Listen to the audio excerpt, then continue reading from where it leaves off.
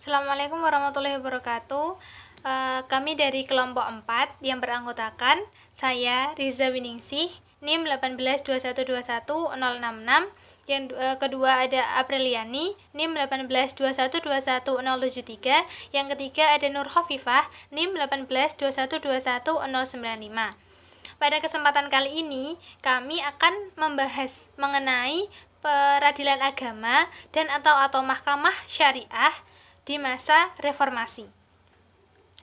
Gerakan reformasi pada tahun 1998 bertujuan membentuk pemerintahan demokrasi Indonesia baru, termasuk dalam bidang hukum.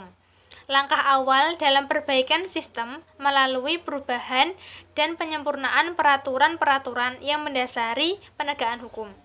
Reformasi hukum sendiri merupakan proses perubahan tatanan hukum atau constitutional reform. Konsekuensi logis dari penyempurnaan konstitusi adalah penyempurnaan berbagai peraturan perundang-undangan. Reformasi hukum di bidang peradilan muncul dalam penerapan sistem peradilan satu atap di Indonesia yang melahirkan amandemen Undang-Undang Dasar 1945, yaitu pada pasal 24 ayat 2 bahwa kekuasaan kehakiman dilakukan oleh lembaga Mahkamah Agung dan peradilan yang berada di bawahnya, yaitu ada peradilan umum, peradilan agama, peradilan tata usaha negara, dan peradilan militer.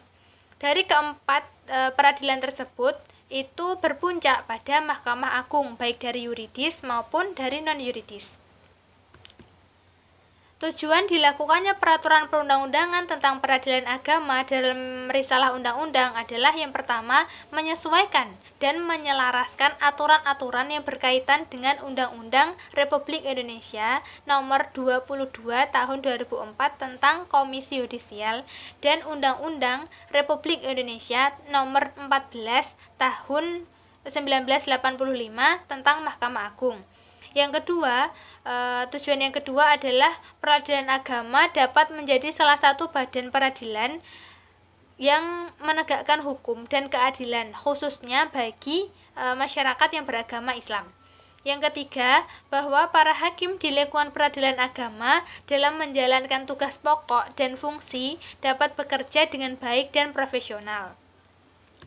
Selanjutnya mengenai dasar hukum dan wewenang peradilan agama dan atau mahkamah syariah pada masa reformasi.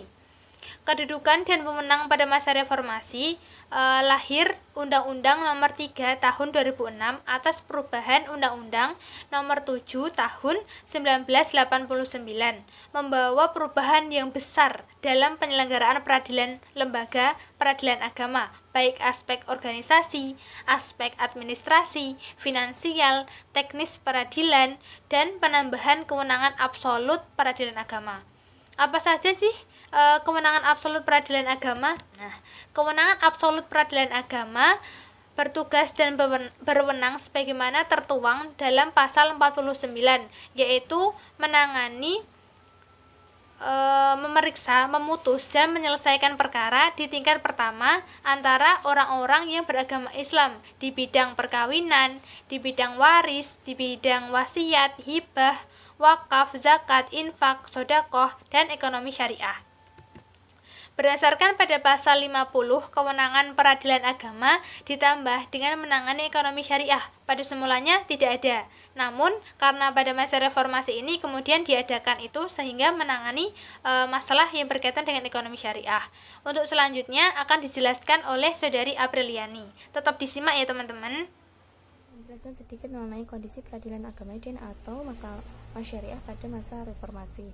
Berkaitan dengan masa reformasi, peradilan agama dahulu hanya mencakup mengenai perkawinan, hibah, zakat, sedekah, infak, dan lain-lain. Tetapi pada masa reformasi sekarang ini, peradilan agama juga mencakup mengenai ekonomi syariah, di mana ekonomi syariah sendiri adalah perbuatan atau kegiatan usaha yang dilakukan menurut prinsip syariah. Kemudian juga ada perubahan-perubahan seperti pasal 2 itu, di dalam pasal 2 itu ada kata perkara perdata tertentu, tetapi sekarang ini kata perdata itu dihapus. Jadi peradilan agama itu juga tidak hanya menangani mengenai perkara tetapi juga pidana. Kemudian seperti dalam Provinsi Nanggroe Aceh Darussalam itu yang dapat diadili di mahkamah syariah yang merupakan peradilan khusus dari peradilan agama. Administrasi meliputi kepegawaian, kekayaan negara, keuangan, arsip, dan dokumen termasuk finansial dari masing-masing instansi atau departemen itu beralih satu atap di bawah kekuasaan Mahkamah Agung. Kemudian di antara substansi Undang-Undang Nomor 14 Tahun 2004 itu yang berhubungan dengan peradilan agama adalah pengalihan organisasi, administrasi, finansial, peradilan agama itu ke Mahkamah Agung dilakukan selambat-lambatnya pada 30 Juni tahun 2005. Kemudian pengalihan tersebut dilaksanakan oleh Kepres yang harus dilakukan selambat-lambatnya sebelum 30 Juni 2005. Kemudian di MA itu dibentuk Direktorat Jenderal atau Ditjen Badan Peradilan milik Departemen Agama. Kemudian pegawai dan aset peradilan agama itu menjadi pegawai dan aset peradilan agama bukan lagi menjadi Departemen Agama tetapi menjadi milik atau aset Mahkamah Agung. Menjelaskan sedikit mengenai keadaan peradilan agama dan atau mahkamah syariah pada era reformasi. Pada awal reformasi tahun 1999 itu diundangkan Undang-Undang Nomor 35 tahun 1999 tentang perubahan atas Undang-Undang Nomor 14 tahun 1970 itu tentang ketentuan pokok kekuasaan kehakiman. Dalam pasal 10 Undang-Undang Nomor 14 tahun 1970 itu ada 4 kekuasaan kehakiman. Yang pertama itu peradilan umum, peradilan agama, peradilan tata usaha negara, dan peradilan militer. Kemudian berdasarkan pasal 11 Undang-Undang Nomor 14 tahun 1970 itu ada 4 lingkungan kekuasaan kehakiman. Yang pertama itu Departemen Kehakiman itu meliputi peradilan umum dan peradilan tata usaha negara. Kemudian Departemen Agama itu meliputi peradilan agama dan Departemen Pertahanan dan Keamanan itu meliputi peradilan militer. Proses pelaksanaan penyatuan di lingkungan peradilan agama itu tidak selancar dengan peradilan lainnya. Itu karena semenjak lahirnya Undang-Undang Nomor 35 tahun 1999 itu terjadi polemik pro dan kontra antara masyarakat di luar dan dalam struktur peradilan agama. Akan tetapi juga ada di luar seperti tokoh-tokoh agama, kemudian intelektual muslim gitu.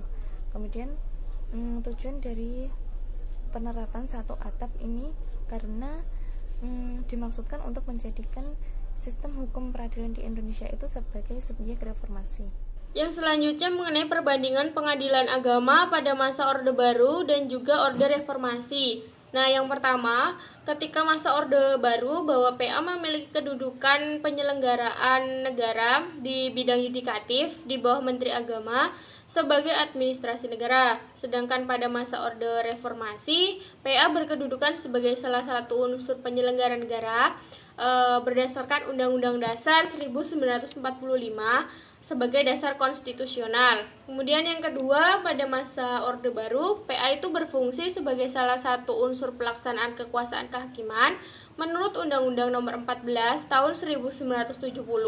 Sedangkan ketika masa Reformasi, PA berfungsi sebagai salah satu unsur pelaku kekuasaan kehakiman dalam Undang-Undang Dasar 1945 Pasal 24 dan juga Undang-Undang Nomor 48 Tahun 2009. Kemudian pada masa Orde Baru, PA itu berkedudukan mandiri karena tidak tergantung dengan peradilan umum dalam menyelenggarakan fungsi peradilannya. Kemudian ketika masa reformasi, PA itu berkedudukan dan tidak tergantung dengan pengadilan negeri dan atau institusi yang lainnya dalam melaksanaan fungsi peradilan.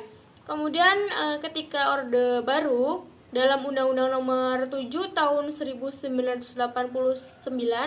kompetensi absolut PA hanya terbatas pada perkara perdata tertentu. Sedangkan ketika masa reformasi, dalam Undang-Undang Nomor 3 Tahun 2006, kompetensi absolut PA itu jangkauannya lebih luas dibandingkan dengan sebelumnya.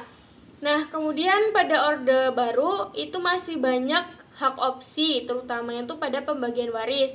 Sedangkan ketika Orde Reformasi sudah tidak ada lagi hak opsi. Kemudian pada masa Orde Baru, jabatan panitera dan sekretaris itu masih menyatu. Tetapi ketika sudah masuk masa reformasi, jabatan tersebut sudah bisa berdiri sendiri.